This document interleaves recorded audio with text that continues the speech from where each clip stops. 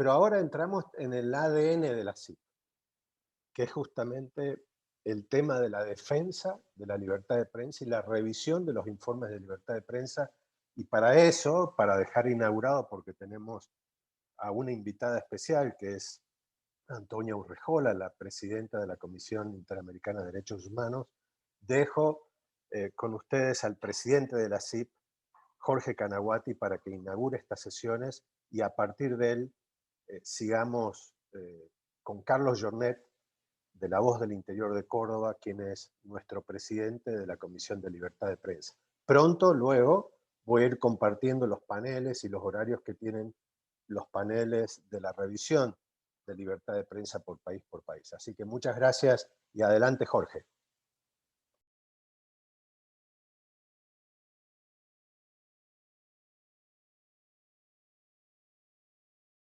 Jorge, estás en mute. Sí, si puedes empezar de Gracias, nuevo. Ricardo. Muchas gracias. Gracias, Ricardo. Buenos días a todas las personas que nos acompañan. Bienvenidos al inicio de las sesiones de la Comisión de Libertad de Prensa e Información. Estas sesiones llevan el nombre de Ligios en honor a nuestro expresidente de la CIP y presidente de la Fundación Knight y de Miami Herald. Lee fue un líder de la lucha a favor de la libertad de prensa y una bisagra que unió nuestra lucha en las tres Américas. Me place estar en compañía de la presidenta de la Comisión Interamericana de Derechos Humanos, Antonia Urrejola, que ha dedicado su mandato a garantizar el derecho de cada americano a libertad de prensa y de expresión. Les dejo con Carlos Jornet, nuestro presidente de la Comisión de Libertad de Prensa e Información, director de diario La Voz del Interior de Argentina.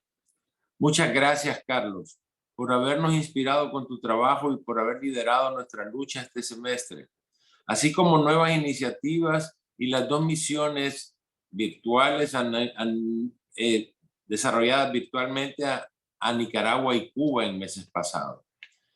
Entiendo que tendremos un día muy completo con los paneles y discusiones sobre libertad de prensa en las Américas y también podremos saber sobre los resultados y el nuevo ranking de libertad de prensa que mide el índice de Chapultepec, según los principios de las declaraciones de Chapultepec y Salta.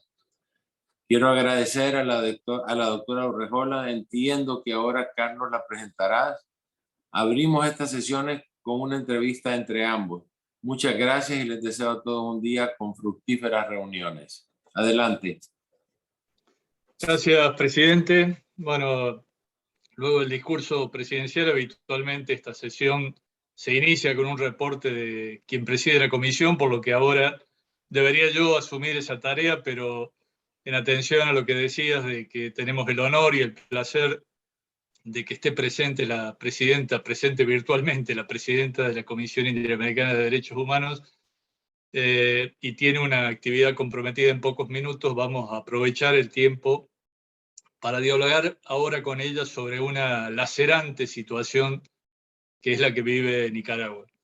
Antonia Urrejola es una distinguida abogada chilena, especialista en derechos humanos, en pueblos indígenas, en los temas de memoria, justicia y verdad, pero además es relatora para Nicaragua en el seno de la Comisión Interamericana de Derechos Humanos, por lo cual ella, además de la permanente predisposición que tiene la Comisión Interamericana para atender las denuncias vinculadas con ataques a las libertades de expresión y de prensa, en el caso de Antonia se suma justamente su conocimiento sobre la realidad nicaragüense.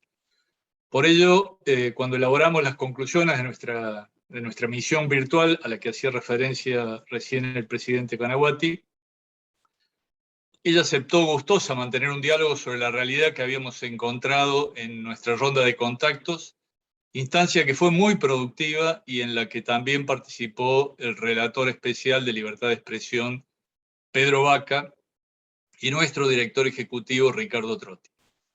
Esta fue la razón por la cual le hemos invitado a esta charla, a este diálogo, y quisiera comenzar, Antonia, primero dándote la bienvenida, y por otro lado, plantearte, la comisión ha venido desarrollando una intensa labor de seguimiento, ¿no?, de la realidad nicaragüense, e instando a que se adopten medidas para garantizar la plena vigencia de los derechos humanos.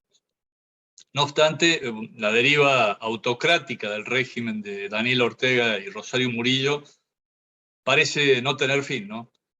Y el país va a llegar a las elecciones del 7 de noviembre, en muy pocos días, con los principales dirigentes de la oposición encarcelados o en prisión domiciliaria y con el ejercicio del periodismo independiente gravemente condicionado por la persecución que se ha desplegado en estos meses.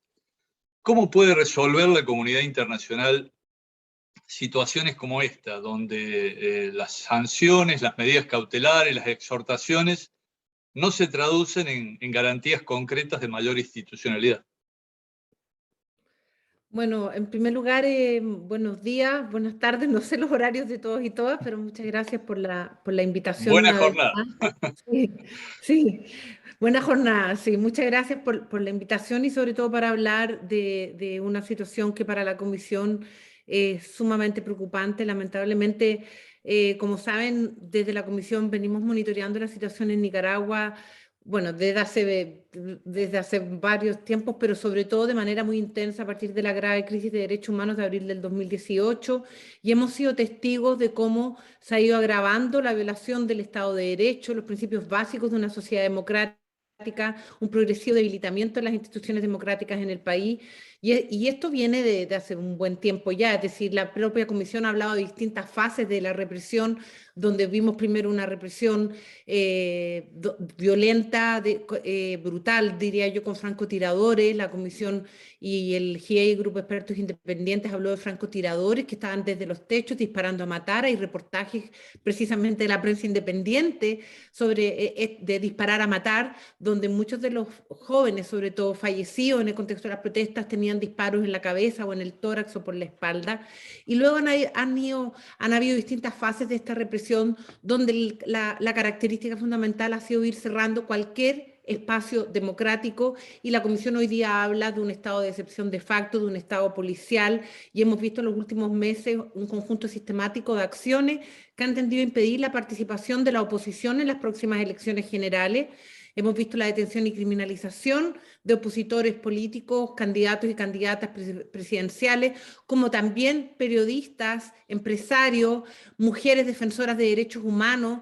Y lo más impactante de este último tiempo es que estas personas, más de 30, que están siendo procesadas a través, además, leyes que se han hecho a las medidas en los últimos meses, no los últimos años, en los últimos meses.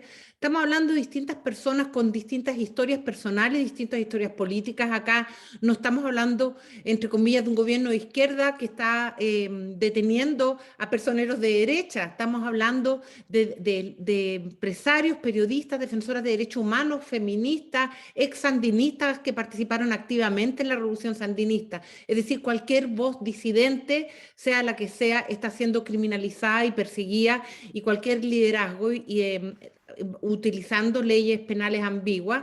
Hemos visto la cancelación de la personalidad jurídica de organizaciones de la sociedad civil, de la confiscación de medios de prensa. Eso ocurrió antes y lo hemos visto de nuevo, y al final del día lo que hemos visto es la suspensión de las libertades y derechos públicos básicos en una sociedad democrática. Desde la Comisión nos preocupa mucho en los últimos meses el aumento. Hemos tenido permanentemente solicitudes de cautelares, pero en los últimos meses ha habido un aumento sostenido de solicitudes cautelares de parte de los nicaragüenses. Tenemos 26 medidas cautelares otorgadas en los últimos meses, 9 de las cuales se refieren a los periodistas o comunicadores o trabajadores de los medios de comunicación.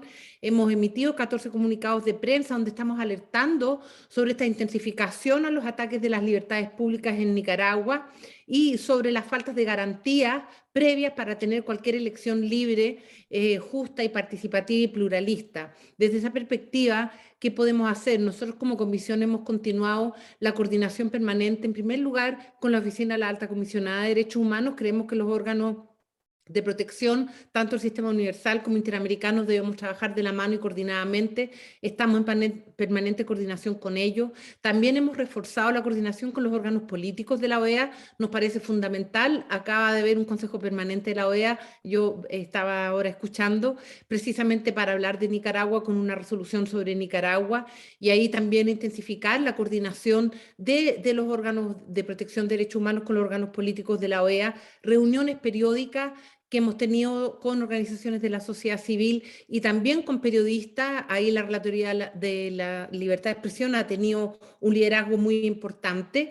Estamos en una fase muy, muy crítica, y a mí me parece que lo fundamental es que la comunidad internacional continúe trabajando de manera estrecha y coordinada para seguir condenando las graves violaciones a los derechos humanos en Nicaragua, contribuir para que las autoridades estatales cesen las acciones represivas y tomen las medidas para restablecer las garantías democráticas en el país. Y consideramos que es fundamental seguir escuchando las voces de las personas que están en Nicaragua, como también de las personas exiliadas. Es fundamental coordinar acciones de los distintos actores, como lo es la propia CIP, para que los gobiernos tengan también una acción coordinada, no solo en términos de denuncia y presión internacional hacia Nicaragua, sino que también para poder recibir a los exiliados. Hemos visto una vez más un aumento de exiliados. El gremio de los periodistas ha sido uno de los afectados, ¿cierto? Yo siempre nombro a Carlos Fernando Chamorro como un ícono, pero no es el único, lamentablemente. Hay muchos que se fueron durante la crisis anterior y no han podido volver. Están en México, están en Estados Unidos, están en Costa Rica. Me parece que por ahora la Comisión tiene que seguir haciendo su labor como lo hemos estado haciendo, visibilizando, denunciando, otorgando medidas cautelares. Hemos ido también a la Corte con medidas provisionales y tenemos que seguir abriendo espacios para que la comunidad internacional sepa lo que pasa y también coordinar una respuesta a la comunidad internacional. Creo que esto va a seguir, sin lugar a dudas va a seguir. Las elecciones van a ocurrir el 7 de noviembre, pero esta fase de represión que estamos viendo, esta fase crítica, va a continuar, y ahí la presión de los distintos órganos es fundamental. Y para las organizaciones de la sociedad civil, los periodistas independientes que siguen en Nicaragua, es muy importante que sientan que sus voces son escuchadas, es muy importante que sientan que espacios como este o los órganos políticos de la OEA, Naciones Unidas, les están escuchando, y seamos una caja de resonancia de lo que pasa en Nicaragua. Creo que eso es lo más importante hoy día, más allá de los resultados concretos, que quienes están en Nicaragua no se sientan solos. Sí, totalmente. Justamente en los días que estuvimos en los contactos con colegas, con directivos de medios, con representantes de distintos sectores, se escuchaban dos frases. Por un lado, Nicaragua es un país sin ley y sin justicia, que es un poco lo que estabas describiendo. Y por otro lado, no nos dejen solos, no dejen que esto caiga en el olvido, porque solamente la presión internacional es la que va a poder frenar el espíritu de represión, de venganza que tiene el régimen en este momento. Pero también ayer tuvimos aquí a Sergio Ramírez, ex vicepresidente justamente de Daniel Ortega y hoy exiliado por persecución del mismo régimen. Y él recordaba los últimos tiempos del régimen somocista, cuando se ejercía un periodismo de catacumbas, como se le llamaba, que eran periodistas que se reunían con gente en las iglesias, a oscuras, con la luz de velas, para transmitir informaciones y poder debatir y dialogar. Hoy, dice, ese periodismo de catacumbas ha vuelto, pero ha vuelto a través de las redes sociales, porque el régimen ha ido apagando todo atisbo de periodismo independiente. Por suerte, como bien decías también, sigue habiendo periodistas valientes, periodistas que siguen intentando ejercer el periodismo. Pero ¿qué acciones se pueden coordinar para garantizar el trabajo de la prensa durante el proceso electoral, ya que va a estar tan viciado, y que la prensa nicaragüense e internacional pueda reflejar sin trabas lo que ocurra el día de los comicios y durante todo el proceso posterior, ¿no? Yo creo que, sí, es difícil, yo creo que lo primero, aun cuando aparece que el gobierno nicaragüense ha sido sordo a las denuncias, a las distintas acciones de la comunidad internacional, yo creo que no es así.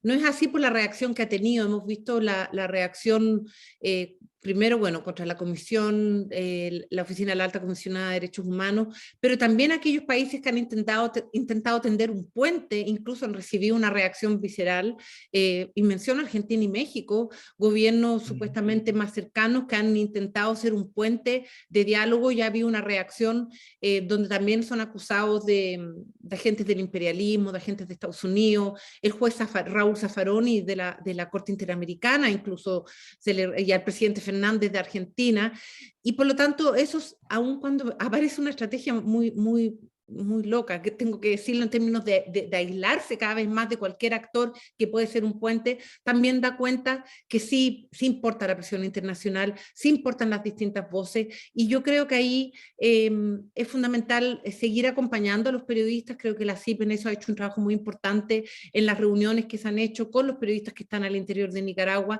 la Relatoría de Libertad de Expresión también, nosotros desde la Comisión otorgando medidas cautelares y las medidas provisionales ante la Corte ha hecho audiencias públicas, donde además los familiares, muchos de los detenidos han podido dar sus testimonios, lo que también hace tomar mayor conciencia a la comunidad internacional, y es una manera también, no digo de ejercer periodismo, pero el periodismo, ¿qué es lo que hace? Mostrar la verdad.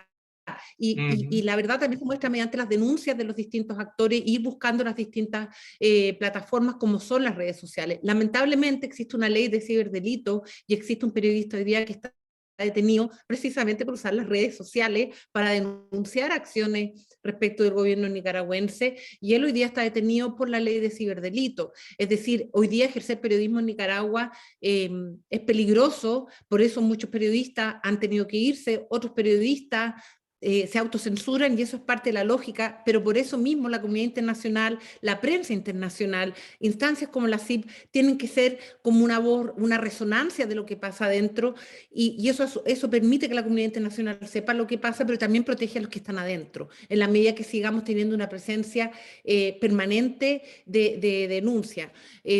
Yo por ahora es lo único que veo como salida, es continuar la presión internacional, continuar visibilizando y acompañando las voces de adentro.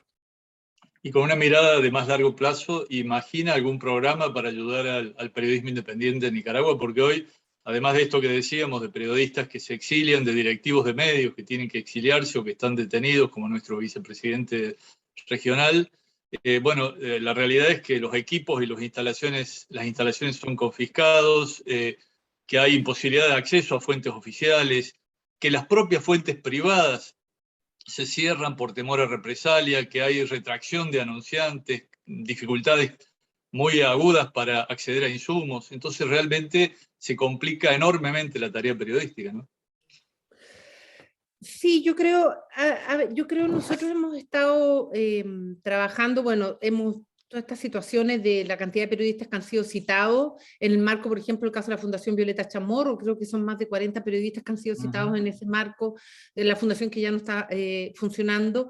Me parece que, yo no soy experta en libertad de prensa, pero me parece que la Comisión, la Relatoría de Libertad de Expresión, tiene que continuar haciendo lo que ya estaba haciendo, que es hacer capacitaciones a los periodistas en distintos temas relacionados con ejercer periodismo en tiempos de pandemia, frente a la desinformación, el ejercicio del uso de plataformas digitales, que es un tema que me pareció cuando llegué, estaban ustedes conversando.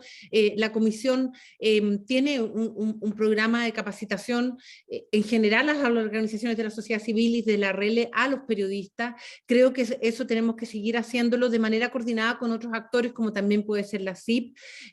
Nosotros hemos tenido además numerosas jornadas de escucha, tanto las organizaciones de la sociedad civil nicaragüense como periodistas.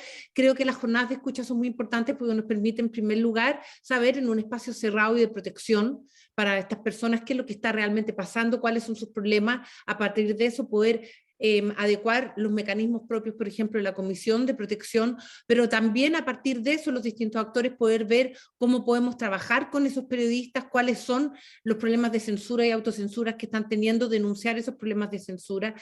Y también me parece importante la capacitación. Nosotros hemos trabajado mucho con las organizaciones de derechos humanos en capacitación en relación con la justicia transicional, en cómo documentar las graves violaciones a los derechos humanos, y creo que eso también hay que trabajarlo con los periodistas, porque hoy día quizás aparecen cerrados todos los espacios democráticos, pero en algún momento va a llegar la democracia y van a llegar las condiciones respecto de la justicia, memoria y la verdad. Y ahí no solo tienen un rol importante las organizaciones de derechos humanos, sino que también los periodistas, que son quienes van documentando los hechos que van sucediendo, y la capacitación en cómo documentar, en cómo tener archivos para que el día de mañana se pueda alcanzar justicia, para que el día de mañana una comisión de la verdad pueda establecer cuál ha sido la verdad en este tiempo, es muy importante. Y creo que un programa de trabajo con periodistas en capacitación de testimonio, de archivo, de memoria, es muy importante. Hasta ahora nosotros nos hemos concentrado en la capacitación